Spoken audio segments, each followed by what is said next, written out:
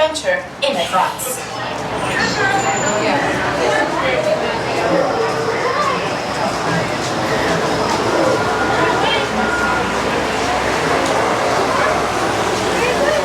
As the sun sets in the Savannah coast home, the Harambe Wildlife Reserve contains all year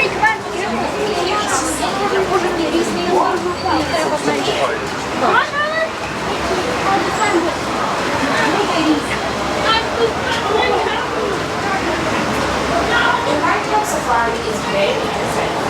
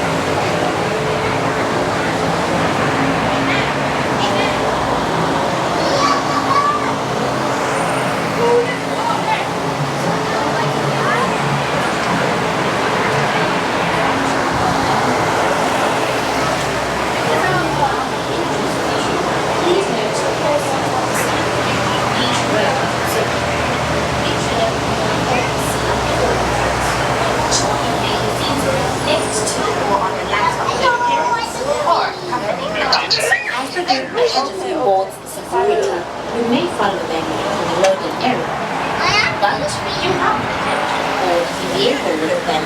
The truck for your safari will follow shortly. For your own safety, always remain seated during your safari and right and back, and keep your arms, hands, legs and feet inside the vehicle at all times. Most importantly, please keep your eyes on your children. Securely store any personal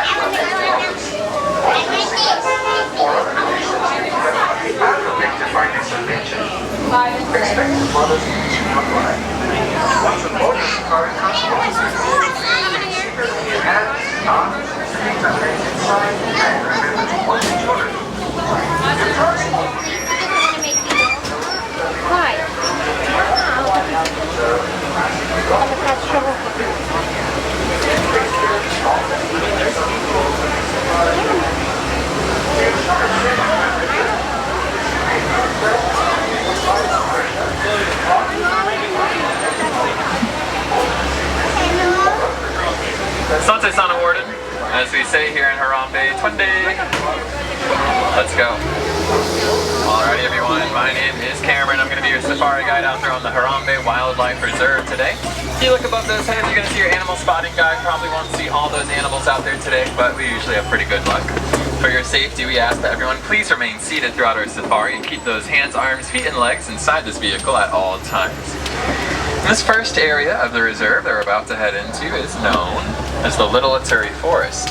The animals in the forest, they tend to be a little shy, but they do a pretty good job of blending in with their environment. So as we head in here, we're going to want to keep a close eye out, and we'll see what we can see.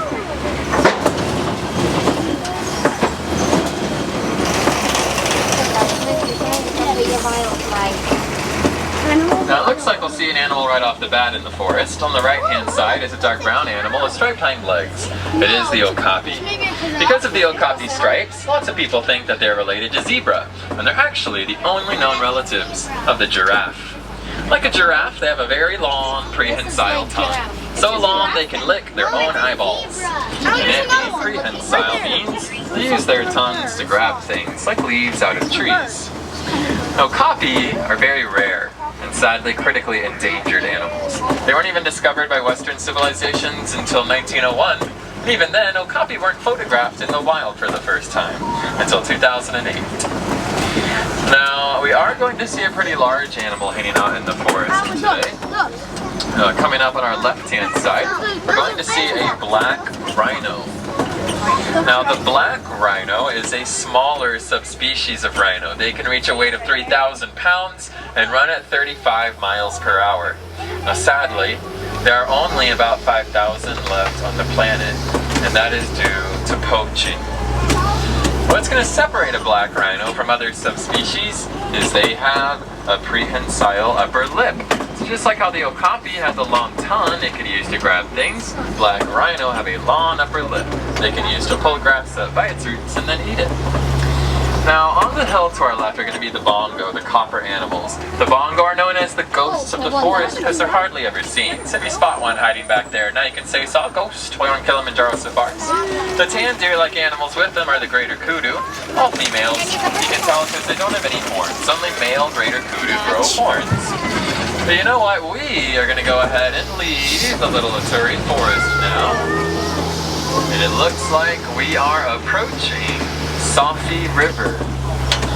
Now Safi River is a pretty large body of water, so sometimes there's some pretty large animals that can be found here. Now first I'm going to talk about some birds down there to your right. They're going to be the pink-backed pelican on the island, and the pink-backed pelican get their name from the fact that their backs turn pink, or at least more pink than normal during mating season. Now, it looks like there's some Nile hippopotamus hanging out in the water to our left. The Nile hippo is one of the largest and most dangerous animals in all of Africa. Now, they can hold their breath for up to 8 minutes, and although hippos can move through the water quickly, they do not like to swim. Instead, they just sink to the bottom of the water, like this one's gonna do, and then they walk or run along the water's bottom. Now, they do like to hang out in the water during the day. It keeps them cool. And then at night, they're going to rise from the water to feast on the grass that's along the water's edge, because hippos are herbivores. They only eat plants. Now, they'll also become more and more vocal later tonight. And a hippo vocalization is known as a wheeze honk. There's one on land down there. Hippo wheeze honks are about as unique as your and I's voices. Some wheeze before they honk, some honk before they wheeze, and some hippos, they just honk. Now it does look like there's another dangerous animal on the river. It's the Nile crocodile. Like I said, crocodile are very dangerous. They have very powerful jaws, but they don't just use their jaws for catching prey, it also makes them excellent parents. They've been seen rattling their eggs around in their mouths to encourage their little ones to hatch. But now we're heading away from the Safi River. And from what I can tell, it looks like we are heading towards the African savanna. Now the African savanna stretches for hundreds and hundreds of miles, so it's probably where we're going to spend the majority of our safari. And it is home to some of the world's largest and most famous animals. Now before we get to see any of those animals, we're going to see a baobab tree to our right, also known as the upside down tree, because its branches look like roots about 9 months of the year, which is the dry season of the savanna.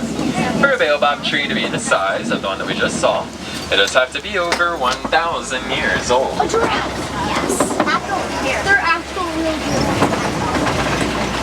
And now we have officially entered the African savanna.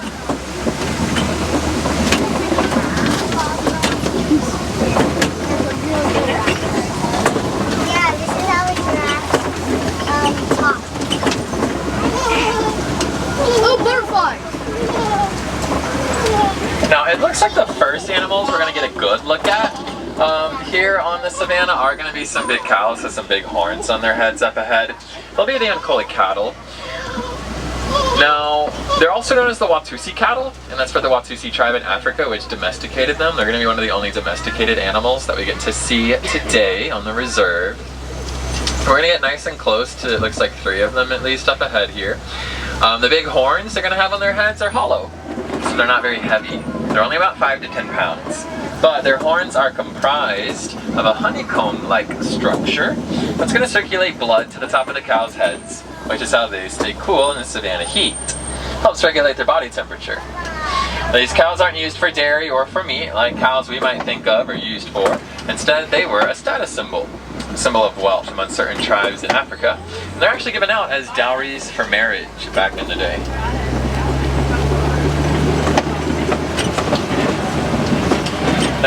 our left is going to be an animal den, and it looks like this den belongs to the African wild dogs, also known as the painted dogs. Now don't let their cute little cuddly faces fool you. They're the #1 most successful predators in all of Africa. The reason that they're so successful is they hunt in packs of 15 up to 30 dogs, and they're simply going to chase their prey until it gives up and collapses from exhaustion, because they have great endurance and stamina. They're successful almost 90% of the time when they hunt, which is more than 3 times as successful as the lion is when it hunts. But also to your left are the signature animals of the Harambe Wildlife Reserve. It's the sable antelope, one of the only antelope species that fights back against predators. The way that their horns grow, kind of arched towards their backs, that does deter lions from jumping on top of them while hunting. Now we're also passing by some termite mounds. Kind of scattered throughout the savannah, termite mounds have been recorded to grow up to 30 feet tall in height, and they're stronger than concrete. They're made out of termite saliva, mud, and dung. And you know, poop might not have been my first choice of what to make a mound out of, but it might have been my #2 choice.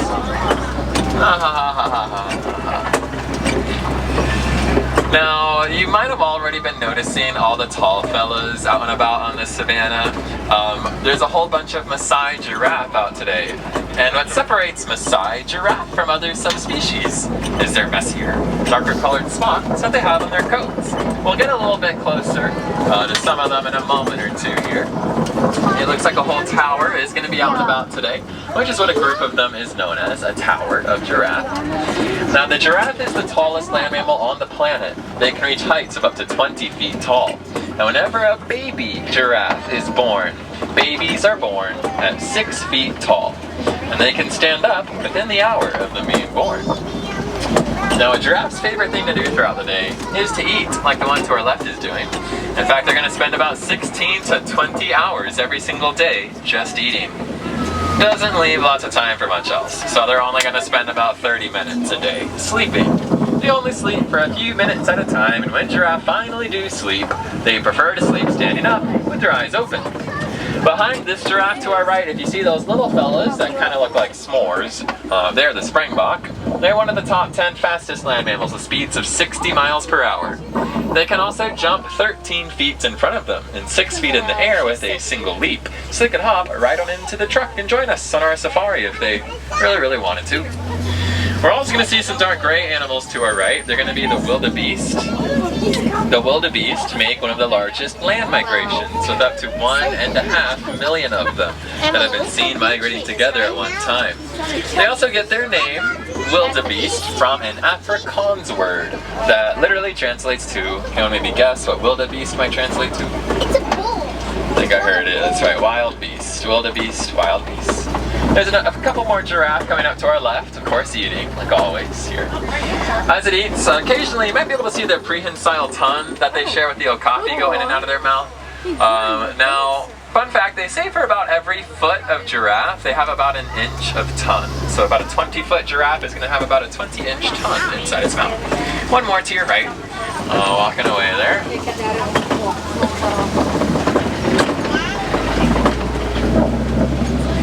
Now, directly in front of us here is a rock. And this rock formation, this is commonly referred to as Monkey Point. And it looks like an elephant may have passed through Monkey Point recently. Right on top of the tree to our right over. Elephant like to eat from tall trees like giraffe, but they're not quite as tall. So sometimes they just knock trees over and eat the leaves off the ground. It looks like there will be some monkeys hanging out by Monkey Point today. Coming up on our left-hand side are going to be the mandrill. The mandrill, they're the largest and the most brightly colored monkeys on the planet. A male mandrill can reach a weight of 100 pounds. They are the monkey species Rafiki from Disney's The Lion King is inspired after. We're also going to be able to see the largest land mammal on the entire planet, and that is going to be the African elephant to our right. Whenever you see an elephant, you can tell that you're looking at an African one if you get a good look at their ears. Their ears are larger and actually kind of shaped like the continent of Africa, you may be able to notice. This is probably a male elephant, and I say that because it looks like he's all by himself. Once males reach adulthood, they're going to leave their herds and then go off on their own. However, sometimes they have been seen to form bachelor herds, which are small groups of 2 or 3 male elephants. Now, speaking of elephant, there was an independent researcher who partnered with the Disney Conservation Fund. They discovered elephants are deathly afraid of bees. So, in an effort to protect elephant from African farmers that were killing them to protect their crops, they developed beehive fences farmers can place around their crops. Elephant hear bees buzzing and they steer clear.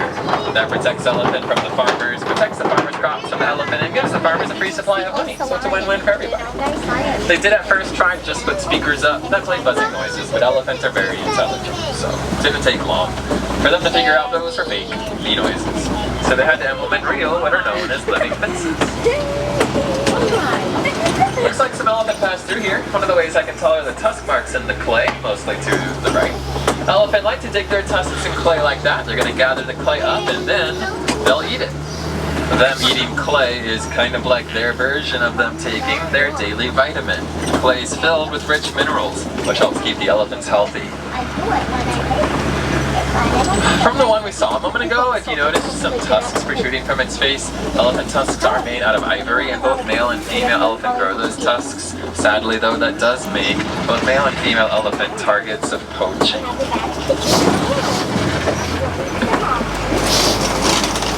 Now, does anyone maybe remember the name of these large trees we're passing by that we saw earlier? The upside down tree is one of their names, that's correct. The official name is the baobab tree, and they have a third name as well. And that is the tree of life. Now these trees are known as the trees of life because their trunks can store up to 30,000 gallons of water. During the dry season, that's some animals' only source of water. They're going to get the water by either poking holes in the tree like elephant with their tusks, or they'll simply eat the bark off of it. Therefore it has earned the name, the tree of life. Now we are going to see some birds hanging out in this pond here to our left, and the pink birds are the greater flamingo.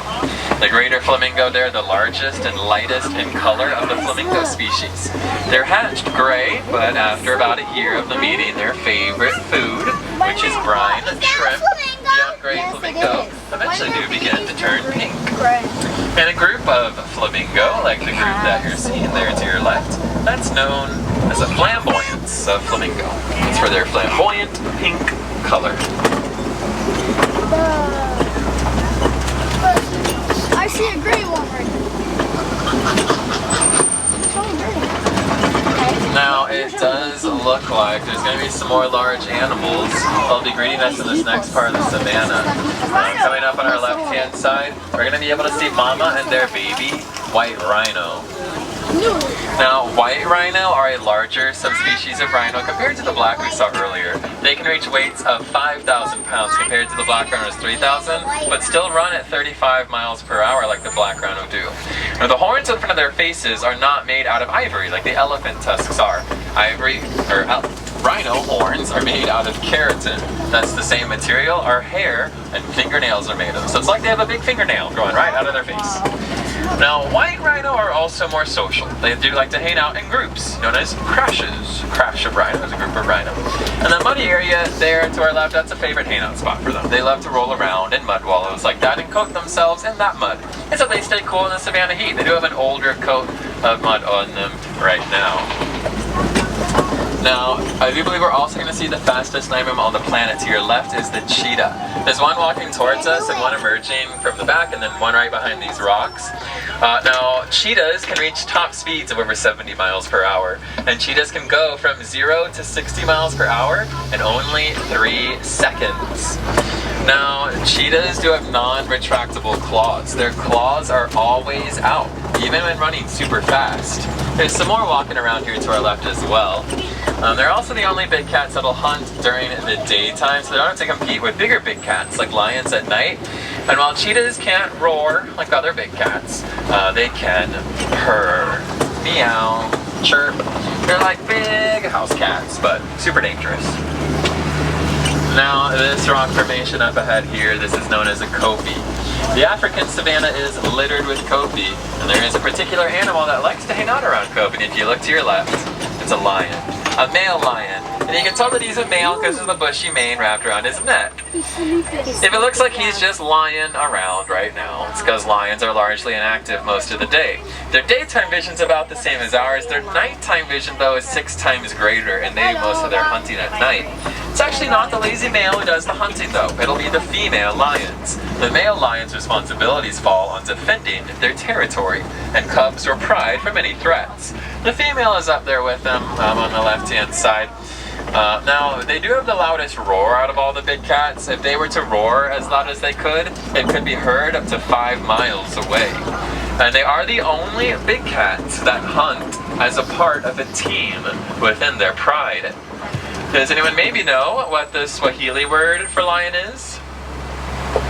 That's correct. It is Simba. Simba is Swahili for lion.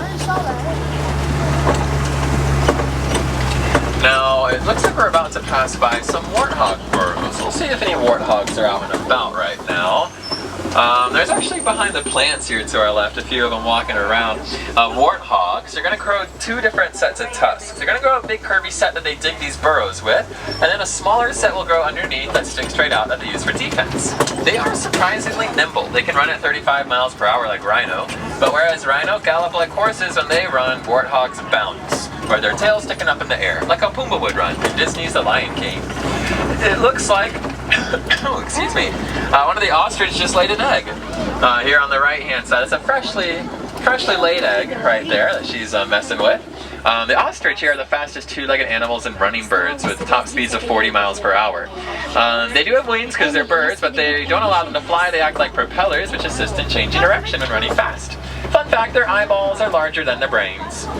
But they're still surprisingly intelligent, and they have very powerful legs. So powerful, in fact, one of those ostrich could kill a lion instantly with a single kick.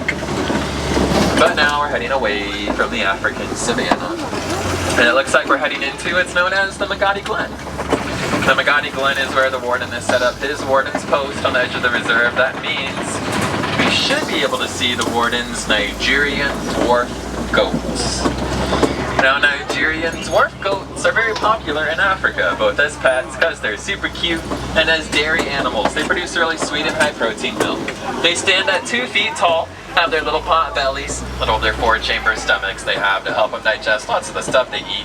The yellow triangular box in front of the warden's post, that's a piece of one of the beehive fences I mentioned earlier that keep elephants away. That's what a beehive would look like. And those goats are a great example of how humans and animals can live together in harmony with one another with a symbiotic relationship. The people of Africa, they take care of those goats, providing food, shelter, and water. And in return, the goats provide companionship, the milk they produce, and they help keep the grass of the land nice and short. But sadly, my friends, our safari has come to an end. However, if you're not done looking at animals and you want to see a few more, feel free to check out Gorilla Falls. There you can see meerkats, naked mole rats, gorillas, all sorts of other African animals. And unfortunately, friends, a lot of the animals we didn't get to see out there today are endangered, either due to loss of habitat or from poaching. But even the smallest bit of effort can make a big difference. All of you can make a difference, even starting today, simply by recycling your park mats or any plastic bottles you've with you when you're done with them in any of the recycling bins that can be found around the park. If you'd like to learn more about how you can help some of the animals we saw out there today, feel free to speak to a villager at any merchandise location in the village of Harambe about the Disney Conservation Fund. For every $1 donated to the Disney Conservation Fund, Disney matches that donation dollar for dollar. And all of that money goes directly towards helping the wild cousins of some of the animals we saw out there today. So no salaries or anything like that. Now friends, we don't like to say goodbye here in Harambe. We feel goodbyes are far too sad and far too final. Instead, we say kwaherini, which is a Swahili word that means to go well. My name was Cameron. It was my pleasure in assisting you all with your safari on the Harambe Wildlife Reserve today. I do hope that you all have a great rest of your day here at Disney's Animal Kingdom or wherever your adventure is. Alrighty. Friends on the right, watch those hands, arms, feet, and legs.